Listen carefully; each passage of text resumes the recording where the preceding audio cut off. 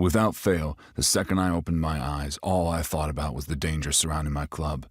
Prez had been shot multiple times coming out of his house. He survived, albeit barely. It was touch and go for a while, but the hospital finally released him last night, and a few of the guys escorted him to the club's safe house to recuperate.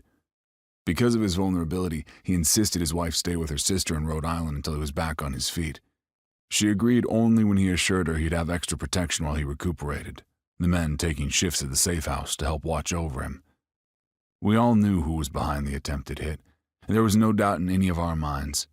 Javier Carrillo, the nephew of Rafael Carrillo, the leader of the Los Zapos cartel. We were ready to strike back the moment we walked out of Salazar's hospital room, but were instructed not to retaliate until we had concrete proof.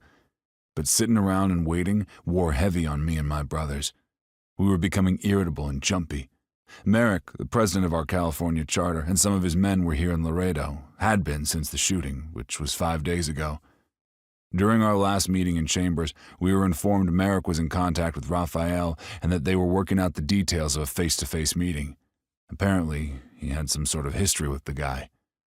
I missed some of the specifications about how they knew each other because all I could think about was the safety of my brothers, my 2 sisters, and my mother. From what I understood about the cartel, no one was off limits when it came to retribution.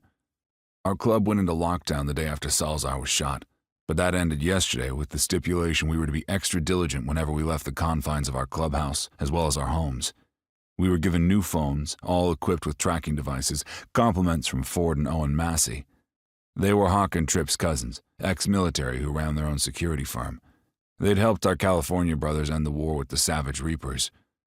We weren't told everything, but I overheard a conversation between our VP Dax and Stone, the VP of the Cali charter, about how Merrick finagled a guarantee out of Carrillo that his nephew wouldn't make another move against us for now.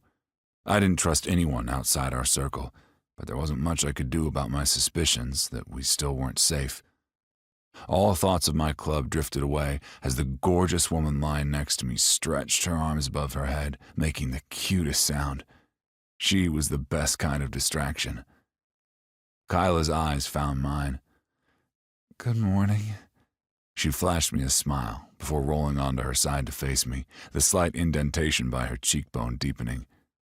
"I thought you weren't staying over." I changed my mind. I needed a diversion from everything going on, so I'd texted her last night and asked if I could come over. As soon as my club went on lockdown, I'd called her to tell her I had to go away on club business and that I didn't know when I'd be back. Luckily for me, she didn't ask me a bunch of questions. There were a lot of things about the club I couldn't tell her, which was for the best. If she found out what we were involved in, she'd run, and I wouldn't blame her. A better man would cut all ties with her now, if only for her safety. "I'm happy you did."